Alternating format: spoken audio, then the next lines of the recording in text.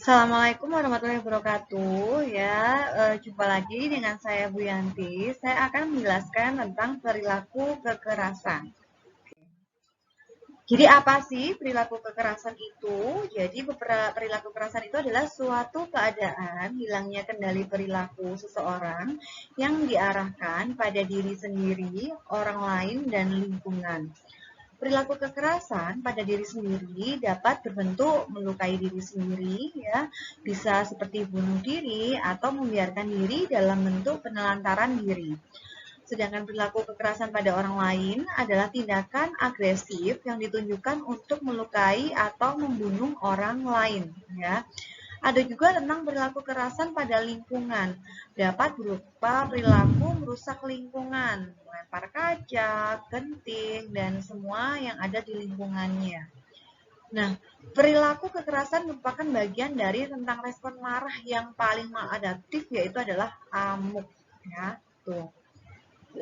Sekarang kita lihat tentang respon marah.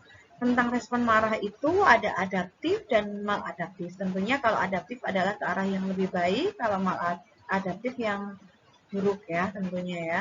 Nah, harapannya kita harus asertif. Nah, asertif itu yang seperti apa sih? Asertif itu adalah kemarahan yang diungkapkan ya, tanpa menyakiti orang lain ataupun dirinya sendiri ya. Nah, sedangkan frustasi itu apa? Kegagalan mencapai tujuan, tidak realistis atau terhambat. Ada juga yang pasif, respon lanjutan ya, yang pasien tidak mampu mengungkapkan perasaannya. Ada juga agresif. Jadi agresif ini sudah perilaku destruktif tapi masih terkontrol. Nah, sedangkan amuk ini perilaku destruktif yang tidak terkontrol. Itu ya perbedaannya ya. Lanjut. Perbandingan perilaku pasien pasif, asertif, dan agresif ya. Oke. Nah, di situ ada nada bicara. Biasanya kalau orang pasif tuh nada bicaranya tuh negatif, menghina diri sendiri. Dapatkah saya lakukan ya? Dapatkah ia melakukannya? Nah, itu pasif ya. Beda kalau yang amuk. Biasanya nada bicaranya berlebihan. Biasanya menghina orang lain ya. Anda tidak pernah merasakan apa yang saya rasakan, itu amuk. Beda dengan asertif. Kalau asertif dia nada bicaranya sudah positif, lebih menghargai diri sendiri. Saya dapat melakukan, saya akan lakukan. Tuh. Kemudian nada suara yang pasif biasanya diam, ya, lemah, merengek biasanya ya. Kalau amuk biasanya nada suaranya lebih tinggi. Terus kesannya seperti menuntut nada suaranya. Beda sama yang asertif, biasanya kalau menyampaikan suaranya lebih diatur. Kemudian sikap tubuhnya, kalau pasif biasanya melorot dan menundukkan kepala. Kalau amuk biasanya tegak, kemudian dadanya di depan kayak gitu ya. Kemudian kalau asertif tegak dan rileks. Ada karakteristiknya, ada personal space ya. Kalau orang pasif itu biasanya orang lain dapat masuk pada teritorial pribadinya. Kalau amuk itu memiliki teritorial orang lain ya. Kalau asertif itu menjaga jarak yang menyenangkan, mempertahankan hak tempat atau teritorialnya ya. Gerakannya biasanya kalau orang pasif itu minimal lemah dan resah. Kalau amuk itu biasanya mengancam, terus ekspansi gerakannya ya seperti mengancam ya. Kalau asertif memperlihatkan gerakan yang sesuai. Untuk kontak matanya sendiri pada pasien yang pasif biasanya sedikit atau tidak ada. Kalau amuk biasanya seperti melotot seperti itu ya. Kalau asertif sesekali, intermittent sesuai dengan kebutuhan interaksi. Gejala atau tanda marah ya. Biasanya tanda gejalanya bisa karena emosi ya, intelektual, fisik, spiritual, dan sosial. Kita bahas satu-satu. Emosi biasanya tidak adekuat, tidak aman, rasa terganggu, marah, dendam, jengkel.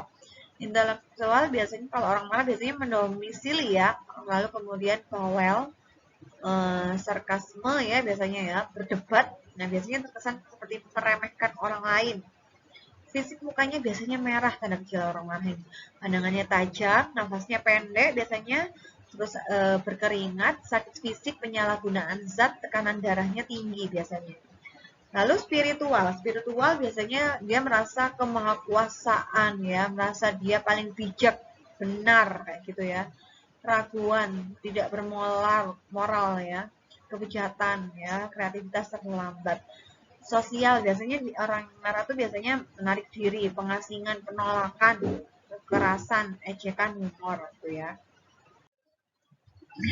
Nah, kita lihat di sini ya.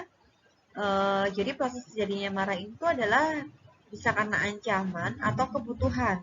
Lalu seorang itu mengalami yang namanya stres atau cemas ya, hingga muncul yang namanya adalah marah. Nah, lalu ini apakah dia merasa kuat sehingga dia menantang ya, sehingga marahnya berkepanjangan hingga muncul yang namanya adalah muncul rasa bermusuhan. Atau dia merasa tidak adekuat, menantang orang lain, mengingkari marah, marah tidak terungkap. Nah, ini juga bisa muncul rasa bermusuhan. Nah, ada juga yang bisa mengungkapkan secara vertikal, menjaga keutuhan, lega, ketegangan menurun, rasa aman teratasi, tapi akan muncul rasa bermusuhan. Nah, mungkin ini terjadi pada saat masa kecilnya, kemudian menahun, rasa bermusuhan menjadi menahun ya, marah pada diri sendiri bisa muncul, sehingga terjadi yang namanya adalah depresi psikomatik. Bisa juga marah menahun ini marah pada orang lain atau lingkungan, sehingga menyebabkan agresif atau mengamuk. Nah, ini proses terjadinya amuk. Jadi, amuk merupakan proses kemarahan yang paling maladaptif ya, ditandai dengan perasaan marah dan permusuhan yang kuat disertai hilangnya kontrol yang individu dapat merusak diri sendiri, ya kan, orang lain, dan lingkungan. Amuk adalah respon marah terhadap adanya stres, rasa cemas, harga diri rendah, rasa bersalah, putus asa, dan ketidakberdayaan. Respon marah dapat diekspresikan secara internal, perilaku tidak asertif, dan merusak diri, atau eksternal perilaku destruktif agresif. Respon marah dapat diungkapkan melalui 3 cara, yaitu mengungkapkan secara verbal, menekan, dan menantang. Mengekspresikan marah dengan perilaku konstruktif dengan menggunakan kata-kata yang dapat dimengerti dan diterima tanpa menyakiti orang lain tentunya ya. Mengekspresikan marah dengan perilaku agresif dan menentang biasanya dikarenakan ia merasa kuat. Cara ini menimbulkan masalah yang berkepanjangan dan menimbulkan tingkah laku yang destruktif dan amuk biasanya ya. Nah, ada beberapa faktor yang mempengaruhi marah ini ya, perilaku perasaan ini. Ada faktor predisposisi, ada psikoanalisis, psikologis, biologis, perilaku, dan sosial kultural. Untuk psikoanalisis, teori ini menyatakan perilaku agresif merupakan hasil dorongan insting. Psikologis, agresivitas timbul sebagai hasil dari peningkatan frustasi. Tujuan yang tidak tercapai dapat menyebabkan frustasi yang berkepanjangan. Biologis, bagian-bagian otak yang berhubungan dengan terjadinya agresivitas sistem limbik, lobus temporal, frontal, neurotransmitter. Perilaku, kerusakan organ otak, retardasi mental, dan gangguan belajar mengakibatkan kegagalan ya kemampuan dalam berpikir. Penekanan emosi berlebihan pada anak-anak mempengaruhi kepercayaan diri atau percaya diri. Perilaku perasaan pada usia muda juga mempengaruhi ya. Sosial kultural, normal, dan budaya juga mempengaruhi ya. Ini adalah faktor predisposisinya. Sedangkan untuk faktor predisponinya ada 3, ada faktor internal, eksternal, dan kritik. Apa aja? Faktor internal itu adalah kelemahan rasa percaya diri, takut sakit, hilang kontrol, eksternal, penganiayaan fisik, kehilangan orang yang dicintai, dan kritik. Ini adalah tanda gejalanya ya. Biasanya data objektifnya mayor, tanda mayornya adalah menunjukkan penolakan terhadap perubahan status kesehatan, gagal melakukan tindakan pencegahan masalah kesehatan, menunjukkan upaya peningkatan status kesehatan yang minimal. Minornya adalah gagal mencapai pengendalian yang optimal. Jadi untuk diagnosanya ini, pohon masalah perawatan jiwa ini kan berbeda dengan yang lain ya. Jadi dari bawah ke atas ya. Dimana core-nya itu adalah misalnya adalah gangguan konsep diri atau harga diri rendah. Kemudian muncullah yang masalah adalah perilaku kekerasan sehingga menimbulkan efek adalah resiko mencederai diri orang lain atau lingkungan.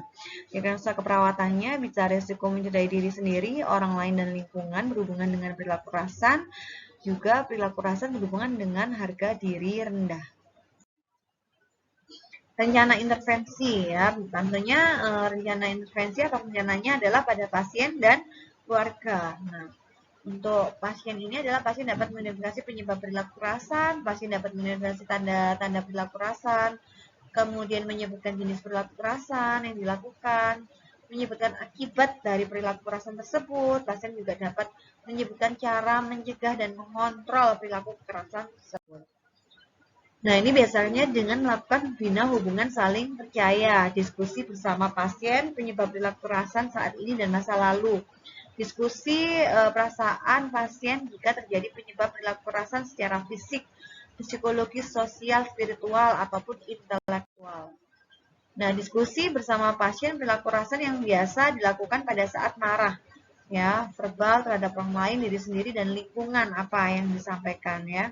Diskusi bersama pasien akibat perilakunya, apa dampaknya ketika melakukan perilaku kekerasan tersebut. Diskusi bersama pasien cara mengontrol perilaku kekerasan, baik itu dalam bentuk fisik, pukul kasur, bantal, tarik nafas dalam, ya, lalu kemudian obat, sosial, verbal, kemudian spiritual, ya. Kemudian latih pasien mengontrol perilaku kekerasan secara fisik, ya, tentunya, ya, latihan nafas dalam, pukul bantal. Ikutkan serta pasien, ya, pada terapi aktivitas kelompok, stimulasi persepsi, ya, tentang perilaku kekerasan. Nah, ini pada keluarga, ya, keluarga dapat merawat pasien di rumah, ya, tentunya kita diskusi tujuannya agar keluarga bisa merawat pasien, diskusi bersama keluarga tentang penyebab, tanda gejala, dan perilaku yang muncul akibat perilaku kekerasan tersebut, diskusi bersama keluarga tentang kondisi pasien, kemudian perlu segera dilaporkan kepada perawat seperti kalau dia melempar atau memukul benda pada orang lain. Latih keluarga merawat pasien dengan perilaku kekerasan. Nah, ini seperti apa sih ya? Anjurkan keluarga untuk memotivasi pasien pada saat melakukan tindakan ya yang diajarkan oleh perawat. Kemudian ajar keluarga untuk memberikan pujian kepada siapa? Kepada pasien. Tiap dia melakukan kegiatan ya, diskusi bersama keluarga tindakan yang harus dilakukan bila pasien menunjukkan gejala perilaku kekerasan. Ini strategi penahanan, ada strategi preventif, antisipasif, dan penahan.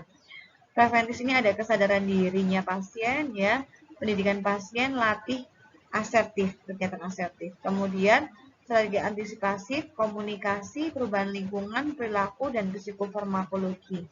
Penahan, kalau sudah marah banget berarti manajemen krisis, pengasihan, atau pengendalian pergerakan. Evaluasi pada pasien mampu menyebutkan tanda gejala, perilaku kekerasan, ya, kemudian akibat. Pasien juga bisa mengungkapkan cara mengontrol perilaku kekerasannya, baik secara fisik, verbal, spiritual, ataupun terapi psikofarmaka. Kemudian kalau keluarga mampu mencegah terjadinya perilaku kekerasan, keluarga mampu menunjukkan sikap yang mendukung dan menghargai pasien, keluarga mampu memotivasi pasien tentunya dalam mengontrol perilaku kekerasan, keluarga mampu mengidentifikasi pelaku pasien yang harus dilaporkan pada perawat. Oke, baik, terima kasih, dan tentunya kasih sayang merupakan bentuk tertinggi dari sikap tanpa kekerasan. Itu kata Mahatma Gandhi. Selamat belajar, semoga bermanfaat. Assalamualaikum warahmatullahi wabarakatuh.